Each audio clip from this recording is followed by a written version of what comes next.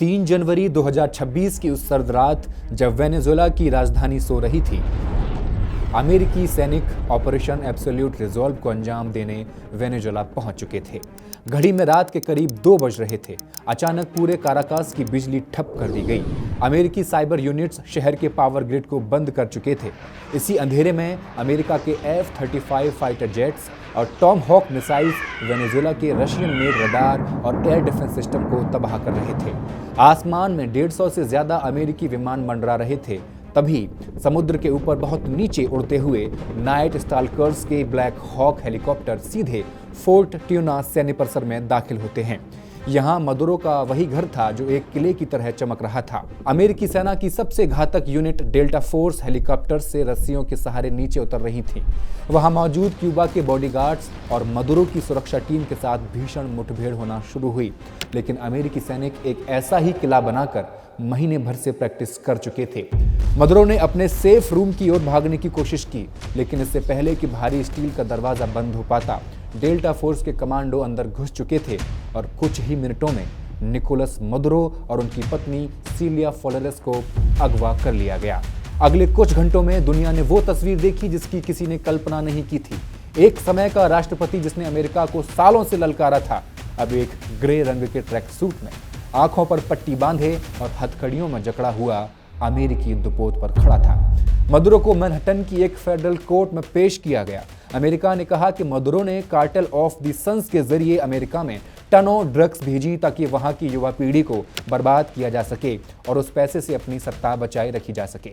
Maduro के जाने के बाद वेनेजुएला की सड़कों पर अमेरिकी हमले को मुल्क की संप्रभुता पर चोट मानकर विरोध प्रदर्शन होना शुरू हो गए। आखिरकार मदुरो पर चल रहे अमेरिकी मुकदमे ने एक पुरानी बहस को फिर से जिंदा कर दिया, जिसे मोनरो डॉक्ट्रिन की वापसी के तौर पर देखा जा रहा है, यानी जिसे लैटिन अमेरिका में अमेरिका का फिर से बढ़ता दखल कहा जाता है। देखते देखते ट्रंप ने खुद को वेनेजुएला का अंतरिम राष्ट्रपति घोषित भी कर दिया और आखिरकार वेनेजुएला के तेल को हथिया लिया गया। लेकिन ये सब कैसे हुआ? स्टोरीज अनटोल्ड के इस एपिसोड में कहानी वेनेजुएला के इतिहास के भाग 2 की। I regard myself as a soldier, though a soldier of peace. Let us leave aside slogan. At the stroke of the midnight hour. नमस्कार, मैं हेमंत और आप मॉलिटिक्स देख रहे हैं।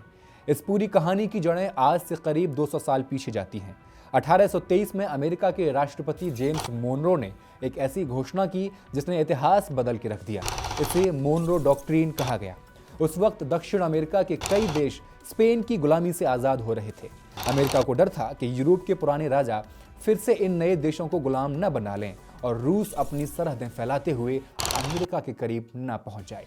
मोनरो ने साफ कह दिया, अब से अमेरिका का यह हिस्सा हमारा प्रभाव क्षेत्र है, यूरोप यहां दखल देना बंद करे। इसे दुनिया ने अनसुना कर दिया। तब अमेरिका इतना ताकतवर नहीं था, लेकिन 20वीं सदी की शुरुआत में कहानी बदल गई। राष्ट्रपति थियोडोर रूजवेल्ट ने इस नीति में एक नया पन्ना जोड़ा, जिसे रूजवेल्ट कोरोलरी कहा गया। रूजवेल्ट ने कहा कि अगर लैटिन अमेरिका का कोई देश अपनी व्यवस्था नहीं संभाल पाता या वहां गड़बड़ी होती है तो अमेरिका वहां इंटरनेशनल पुलिस बनकर दखल देगा। इस नीति के तहत 1904 में अमेरिकी मरीन सांतो डोमिंगो में घुसे। 1911 में निकारागुआ पर धावा बोला गया। 1915 में हैती पर कब्जा किया गया। आज जब हम 2026 में मदुरो को अगवा करने और वेनेजुएला पर अमेरिकी हमले को देखते हैं तो ये वही पुरानी मोनरो डॉक्ट्रिन कार्रवाई जैसी लगती है। मदुरो पर आरोप लगाए गए ड्रग्स के, लेकिन उनकी गिरफ्तारी सिर्फ ड्रग की कहानी नहीं थी, बल्कि ये अमेरिका के 2 सबसे बड़े दुश्मनों चाइना और रशिया को वेनेजुएला से खदेड़ने की एक सोची समझी चाल थी। कहानी शुरू होती है साल 2001 में, जब वेनेजुएला पहला ऐसा लैटिन अमेरिकी देश बना जिसने चाइना के साथ हाथ मिलाया। वेनेजुएला को पैसा चाहिए था और चीन को अपनी बढ़ती अर्थव्यवस्था के लिए तेल। ह्यूगो चावेज के दौर में यह दोस्ती और गहरी हो गई। जब अमेरिका ने वेनेजुएला पर कड़े प्रतिबंध लगाए तब चीन ही उसका सहारा बना। हालत यह थी कि पिछले साल वेनेजुएला के कुल तेल का 80% हिस्सा अकेले चीन को जा रहा था। अमेरिका के लिए यह एक खतरे की घंटी थी। उसके पड़ोस का तेल उसका कट्टर दुश्मन इस्तेमाल करे। 2026 की ये नई मोनरो डॉक्ट्रिन सिर्फ कैरिबियन के गर्म समुद्रों तक सीमित नहीं रही। वॉशिंगटन ने अब अपनी नजरें बर्फीले आर्कटिक और खास तौर पर ग्रीनलैंड पर टिका दी हैं। वेनेजुएला के ऑपरेशन के ठीक अगले दिन राष्ट्रपति ट्रंप ने एक बार फिर ग्रीनलैंड को हासिल करने की अपनी पुरानी इच्छा दोहरा दी है। Greenland is very important for the national security, including of Denmark. Greenland सिर्फ एक बर्फीला द्वीप नहीं है, बल्कि ये बेशकीमती संसाधनों का भंडार है। यहाँ रेयर अर्थ मिनरल्स, यूरेनियम और लोहे का विशाल भंडार है। वैज्ञानिकों का यह भी मानना है कि यहाँ तेल और गैस के बड़े रिजर्व हो सकते हैं। जैसे जैसे ग्लोबल वार्मिंग की वजह से बर्फ पिघल रही है, ये खजाना और भी आसानी से दुनिया की पहुंच में आ रहा है। तो पिछले वीडियो में शावेज की मौत के बाद वेनेजुएला की कुर्सी पर आकर बैठे थे निकोलस मदुरो। अब कहानी उससे आगे की। शावेज ने मरने से पहले मदुरो को अपना वारिस चुन लिया था, इसलिए पूरी सरकारी मशीनरी उन्हें राष्ट्रपति बनाने में जुट गई थी। 14 अप्रैल 2013 को जब चुनाव हुए तो मुकाबला सीधा मदुरो और विपक्षी नेता कैप्राइल्स के बीच था। चुनावों में मदुरो ने 1.6% से जीत हासिल की। विपक्ष ने इसे महा घोटाला करार दे दिया। May look like a battlefield.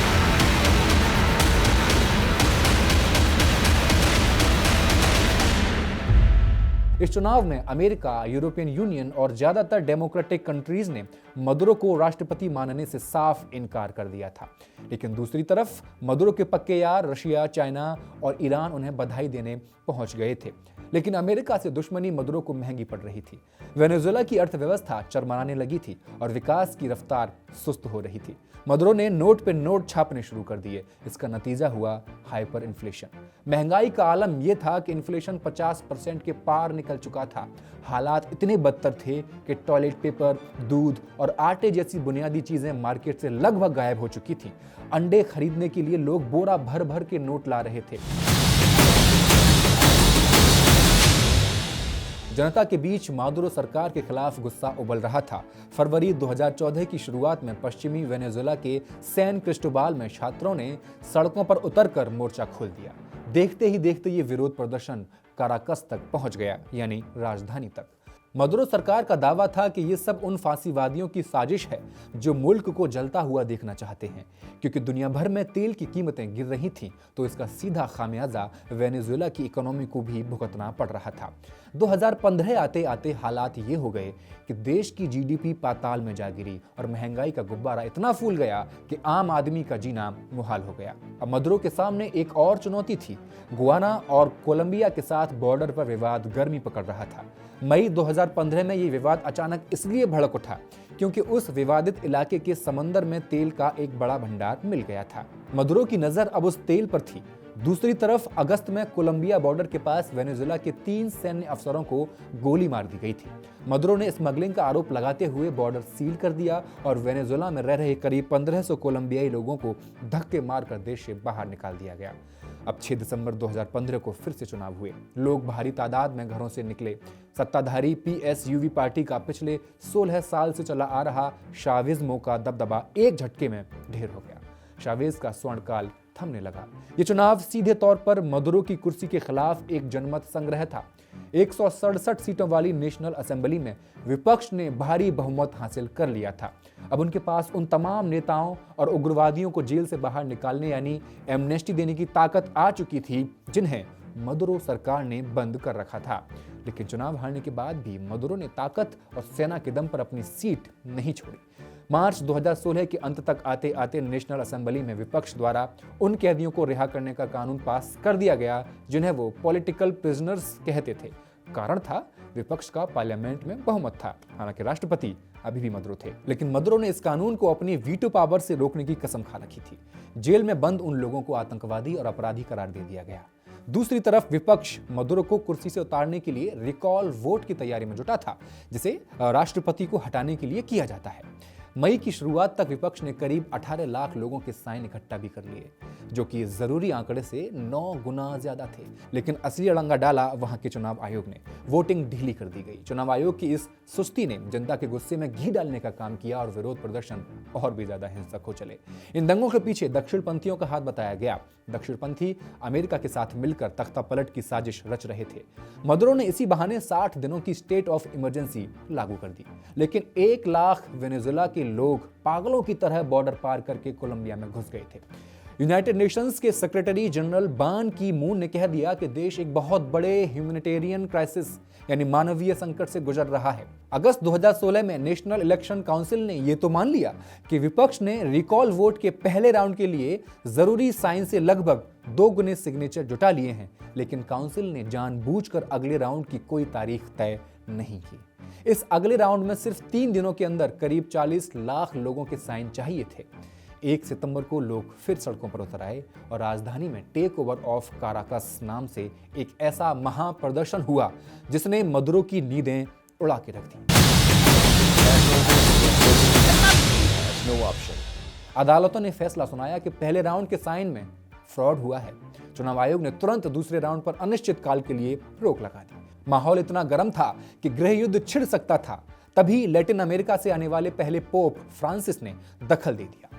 अक्टूबर खत्म होने से पहले पोप की कोशिशों के बाद मदुरो और विपक्ष इस बात पर राजी हुए कि कम से कम बैठकर बातचीत तो शुरू की जा सकती है। विरोध प्रदर्शनों का दौर थमने लगा और मदुरो सरकार ने एक्टिविस्टों को जेल से रिहा भी कर दिया। लेकिन दिसंबर आते आते इस बातचीत का दम निकल गया। वेनेजुएला के सेंट्रल बैंक से खबर लीक हुई कि 2016 में देश की जीडीपी में 18.5% से ज्यादा की गिरावट आई है और महंगाई 800% के पार पहुंच चुकी है। अदालती हलचल तेज हो गई। सुप्रीम कोर्ट ने संसद को भंग कर दिया और उसकी सारी शक्तियां अपने हाथ में ले ली। कारण था नेशनल असेंबली द्वारा उन 3 सांसदों को न हटाना जिन पर चुनावी धांधले का आरोप था। दुनिया भर की पॉलिटिक्स में इसे सेल्फ कूप यानी खुद का ही तख्ता पलट कहा गया। अमेरिका से लेकर पड़ोसी मुल्कों तक सबने मदुरो को एक झटके में तानाशाह घोषित कर दिया। कोर्ट द्वारा विपक्षी नेता कैप्राइल्स पर 15 साल तक चुनाव लड़ने का बैन लगा दिया गया। अप्रैल 2017 से हर दिन प्रोटेस्ट होना शुरू हो गए। पूरा देश जल रहा था।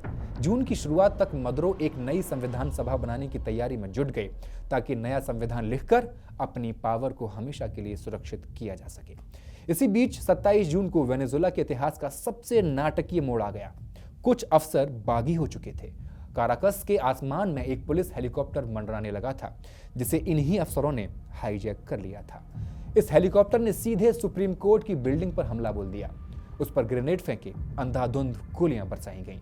हमले से ठीक पहले सोशल मीडिया पर एक वीडियो वायरल हुआ जिसमें ऑस्कर पेरेज नाम का एक पुलिस अफसर नकाबपोश हथियारों से लैस जवानों के साथ खड़ा था। उसने खुलेआम ऐलान किया कि वो फौज, पुलिस और आम जनता के उस गठबंधन का हिस्सा है जो मदुरो की इस आपराधिक सरकार को उखाड़ फेंकना चाहता है। यह हमला आतंकवादी और तख्तापलट की साजिश थी।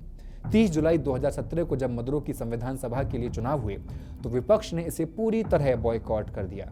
वोटिंग शुरू होने के चंद घंटों पहले ही एक विपक्षी नेता को उनके घर में घुसकर गोलियों से भून दिया गया। उस दिन कम से कम 10 और लोग मौत के घाट उतार दिए गए।